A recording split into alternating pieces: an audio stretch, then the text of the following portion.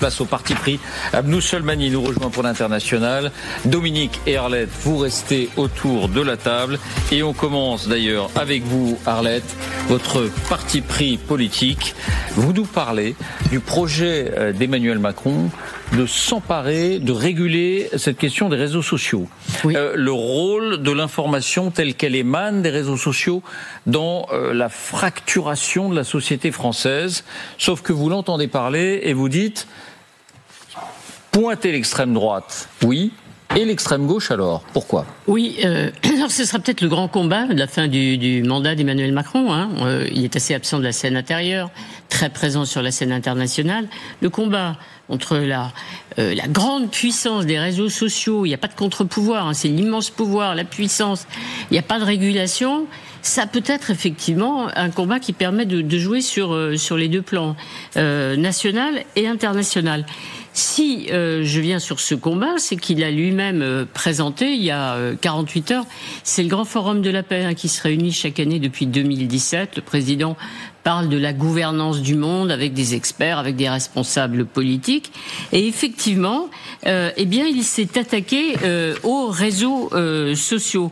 Il a appelé à la résistance. C'est pas rien, puisqu'on était avec Franz, on parlait du général de Gaulle. Le combat, il faut s'organiser pour combattre. Il faut résister. C'est la démocratie qui est en jeu aujourd'hui. L'information, nos libertés, a dit le président de la République. Première cible, X, Elon Musk. Elon Musk égale extrême droite, Emmanuel Macron. Je vous défie, ouvrez aujourd'hui X en France avec un contenu libre.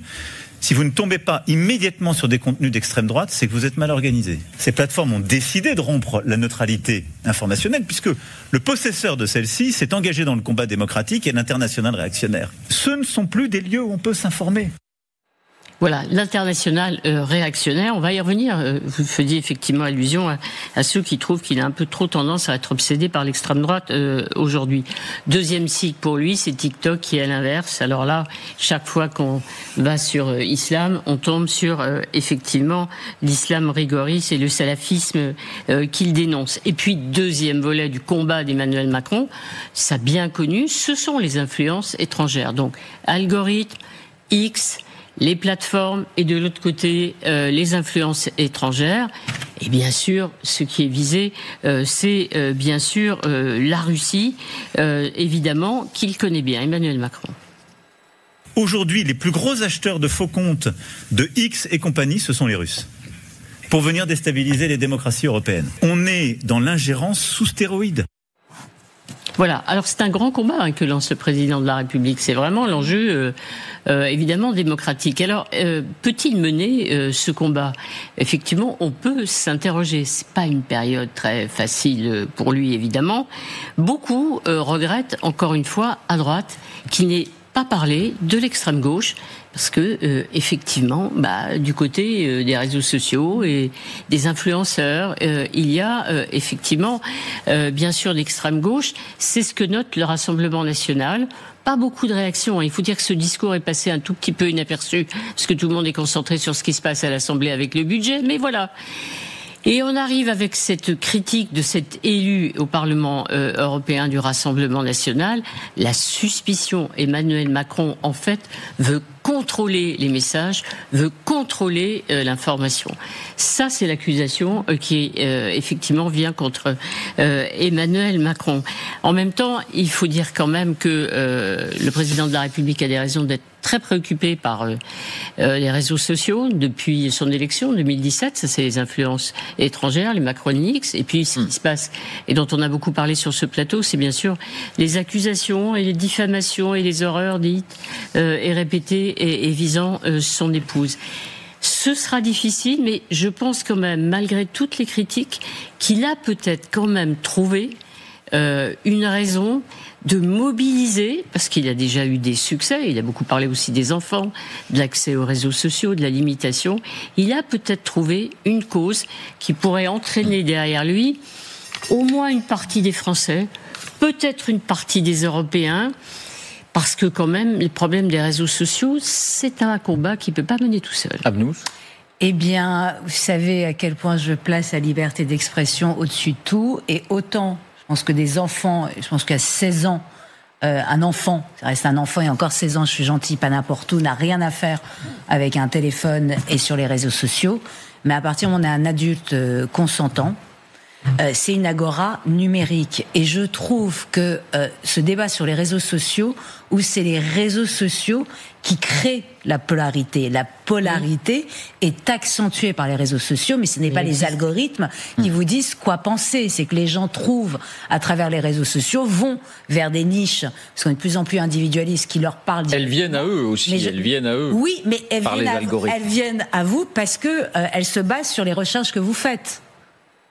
C'est ça la réalité, c'est que c'est pas tout d'un coup. Il suffit d'une recherche. Il faut supprimer une recherche et vous faites jamais une recherche innocente. Donc moi j'ai quand même du mal à surcharger les réseaux sociaux et de dire parce que Elon Musk, parce que alors pourquoi est-ce que le compte l'Élysée a un compte sur X qui se retire, enfin tout ça n'a aucun sens. Toutes les annonces maintenant se font par les réseaux sociaux. Moi je pense que les politiques comme les enfants n'ont rien à faire sur les réseaux sociaux s'ils veulent que ça c'est un minimum de portée. Je suis pas d'accord. Moi je pense que des organes de régulation doivent regarder le contenu des algorithmes, comment ils fonctionnent, parce que 93% des messages sur les réseaux sociaux sont des messages dits radicaux, 7% des opinions modérées. Je pense que ça a participé à la polarisation, et ça a en partie créé la polarisation des opinions. Moi je crois que c'est un symptôme. En tout cas, c'est concomitant. Bon. Vous gardez la parole, Dominique. Votre parti pris économique, c'est vrai qu'on s'interroge, le sommet des deux puissances économiques mondiales, Donald Trump d'un côté, Xi Jinping, c'était la nuit dernière. Qui a gagné ? Qui a gagné, c'est Xi Jinping, il n'y a aucun doute là-dessus. On pourrait même le mettre d'ailleurs à l'écran, à mon avis, il n'y a aucun doute, et je vais essayer de vous le démontrer. De quoi s'agissait-il ? Ils ne s'étaient pas vus depuis 2019.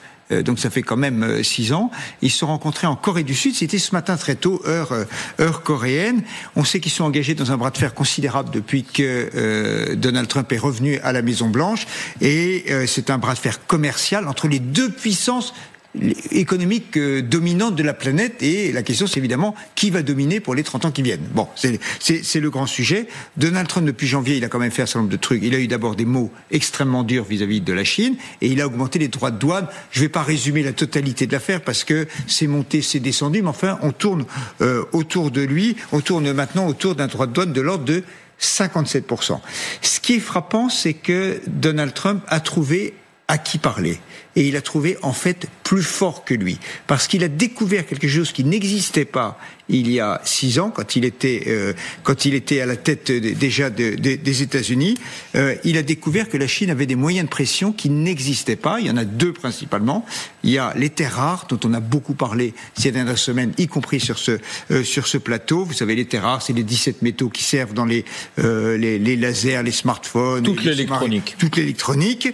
Et bien, c'est les Chinois qui en produisent 90%, et donc ils ont fermé le robinet, et toute l'industrie mondiale se retrouve, notamment américaine, se retrouve sans terres rares.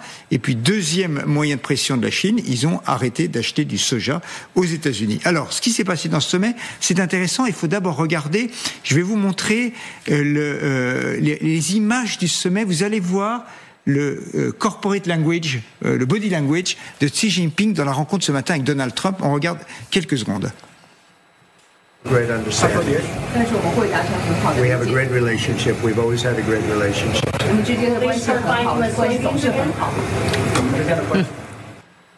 Voilà, et ça dure quand même quelques secondes. À 3 reprises, Donald Trump dit « Ouais, on est super potes, on est super copains. » Et Xi Jinping ne bouge pas, ne bronche pas. Il regarde ailleurs. Tu as dit des tas de choses sur moi, maintenant tu vas voir, et c'est pas comme ça que ça se passe. Et donc déjà, le body language dit quelque chose. Et quand on regarde l'armistice elle-même, puisque c'est une armistice d'1 an qui a été signée, on va regarder les 4 points, pour finir, du deal provisoire qui a été signé.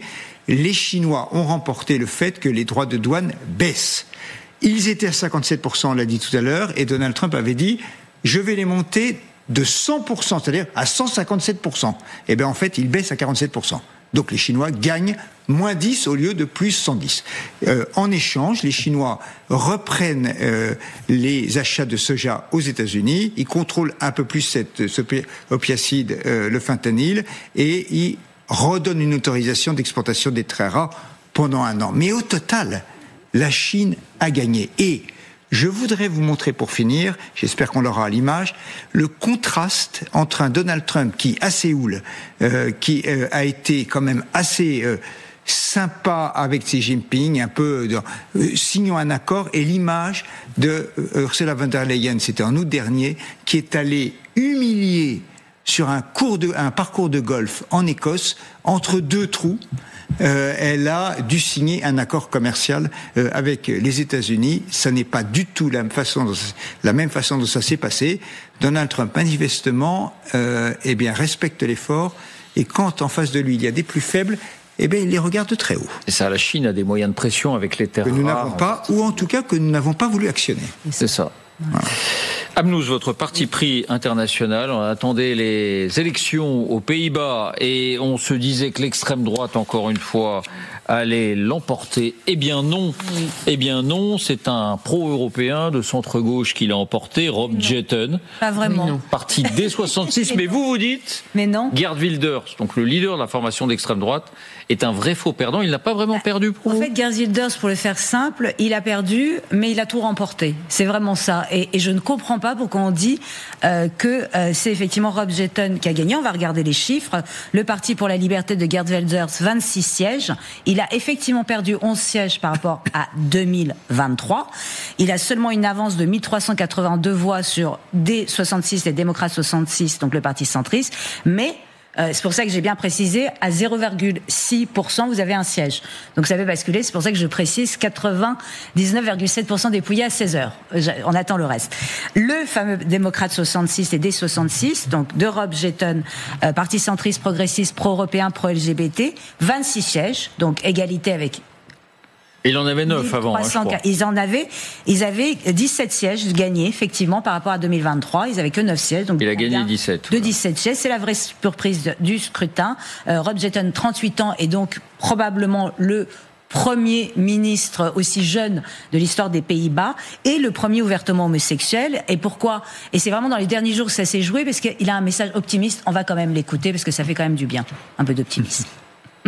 D66, my party, has run a very positive campaign because we want to get rid of all the negativism in the Netherlands for over the past few years. I want to bring back the Netherlands in the heart of Europe because without European cooperation, we're nowhere. Voilà. Dans l'Europe d'aujourd'hui, c'est rare, il est extrêmement et ça marche. Il est extrêmement, pas tout à fait. Le Parti populaire pour la liberté et la démocratie, le VVD, le parti de Mark Rutte, qui est resté au pouvoir 14 ans, 22 sièges, petit gain de 2 sièges, et les Verts travaillistes de Frans Timmermans, 20 sièges, soit une perte de 5 sièges, ce qui a poussé Timmermans à la démission, le cœur lourd, je cite. Mais voilà, pourquoi est-ce que je dis que Geert Wilders, c'est le grand gagnant ? C'est que il y avait de toute façon aucune chance pour qu'il soit Premier ministre, personne ne voulait bosser avec lui, donc c'est vraiment il a pas perdu, mais il a gagné, il a imposé l'immigration comme thème central, et mieux que ça, il a fait réagir tout le monde sur ses propositions. C'est-à-dire que personne n'avait de proposition, sauf de réagir sur les siennes. En l'occurrence, la fermeture des centres d'accueil pour demandeurs d'asile, le refus de toute demande de statut de réfugié, ils n'en veulent plus, la fin du regroupement familial, l'expulsion de tous les Syriens, la mobilisation de l'armée pour surveiller les frontières et le renvoi des hommes ukrainiens chez eux. C'est vrai que Rob Jetten, comme la gauche danoise, exactement. C'est ce que vous alliez dire peut-être, se prononce pour une politique d'immigration ferme. Mais tous, les libéraux, on verra à droite, c'est la fin des logements prioritaires accordés aux réfugiés, parce que de toute façon, ils sont en train de se diriger vers la fin du statut de réfugié, tous aux Pays-Bas. Les centristes, qui sont traditionnellement pro-accueil, là, ils ont tout durci, tout ce que je viens de vous citer, ils ont réagi moins fort que Geert Wilders, mais ils ont caché toutes les cases. Et surtout, les Verts travaillistes de Timmermans, eux, ils ont carrément proposé une jauge maximum net de 40 000 à 60 000 migrants par an. C'est la première fois que ça arrive du côté de la gauche. Mais surtout, il y a toujours, vous savez, des chiffres cachés, c'est que Wilders peut se féliciter de la progression globale de la droite radicale et de l'extrême droite, parce que ce n'est pas le seul parti d'extrême droite. Le JA21, Juste Réponse 2021, parti de droite radicale, va occuper dorénavant 9 sièges. Il n'en avait qu'un en 2023. Et le Forum pour la démocratie, qui est un parti d'extrême droite ouvertement complotiste et eurosceptique, 7 sièges. Il n'en avait que 3 en 2023. Concrètement, si on fait les comptes, il a peut-être perdu 11 sièges, mais il en a gagné 12 par ailleurs, puisque l'extrême droite cumule 42 sièges, soit 28% du Parlement. Les grands gagnants, ça reste l'extrême droite. Donc, et en plus, doublement gagnant, parce que Geert Wilders peut retourner à son rôle préféré, là où il est le meilleur, le tribun.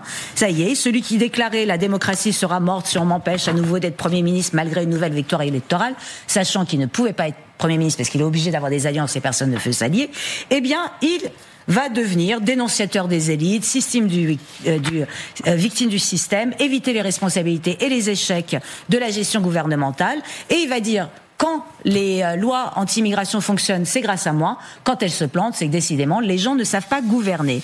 Mais surtout, et c'est là où ça va nous intéresser directement, qu'est-ce que nous dit cette élection ? C'est la fragmentation du paysage politique. Concrètement, aucun parti n'atteint les 76 sièges pour pouvoir voter des lois. Ça rappelle quelque chose. Ça rappelle quelque chose. Et c'est intéressant ce chiffre.